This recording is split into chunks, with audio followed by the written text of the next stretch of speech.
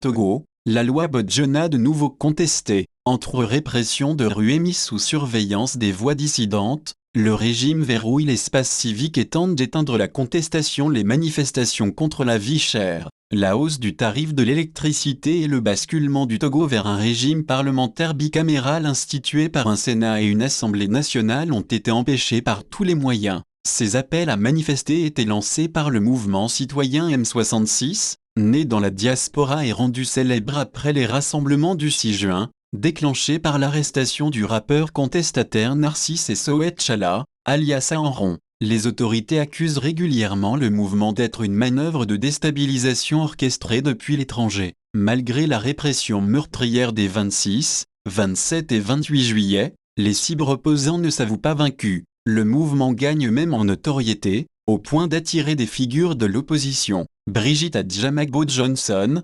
parlementaire et figure de proue de l'opposition togolaise, a elle aussi appelé à rejoindre la contestation, pour réclamer plus de dignité pour les populations. Les autorités, de leur côté, invoquent toujours le non-respect des procédures d'organisation pour interdire ces manifestations, arguant des troubles causés à la circulation. Cette fois, les organisateurs avaient pourtant opté pour une marche pacifique en file indienne sur les trottoirs de la capitale. Des opposants assignés à résidence. Malgré cette stratégie d'apaisement, nombre de personnalités ont été empêchées de manifester. Marguerite Gnacad, ex-ministre des Armées devenue critique du pouvoir, a été bloquée chez elle par les forces de l'ordre. Brigitte Adjamagbo-Johnson a connu le même sort. Au petit matin du 30 septembre, elle a découvert une trentaine de gendarmes encerclant sa maison à Agba-le-Podo. Ils ne m'ont pas permis d'aller au-delà du barrage. Le commissaire m'a dit « Madame, on a reçu des instructions de la hiérarchie. Vous ne devez pas bouger. »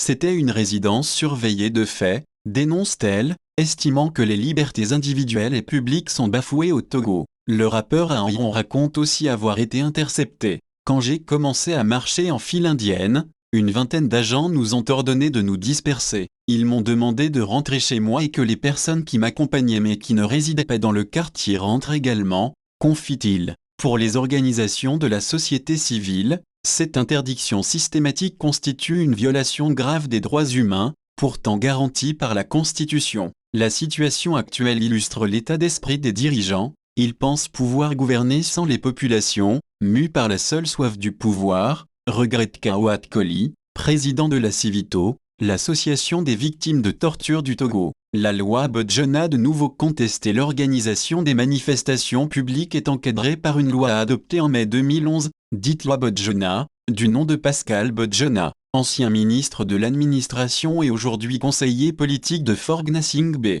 Présentée comme un outil de régulation, elle a été profondément révisée en 2019, après les mobilisations meurtrières contre le troisième mandat présidentiel. 10 articles ont été modifiés 3, 6, 9, 10, 12, 13, 17, 19, 20, 21, imposant désormais un délai de 5 jours de notification et des contraintes supplémentaires sur les itinéraires et les horaires. Le gouvernement assure vouloir garantir un meilleur encadrement des manifestations et la sécurité des riverains. Mais pour les partis politiques et la société civile, cette révision a fait régresser le pays en matière de droits humains. La loi Bodjona avait été une avancée démocratique. Sa révision en 2019 a bridé la liberté de manifester. Désormais, certains itinéraires sont interdits, les horaires limités, déplore le pasteur Edo Komi, du mouvement Martin Luther King. Les observateurs dénoncent un musellement de l'espace civique. Les libertés sont étouffées. La loi sur les manifestations n'en vaut aucune.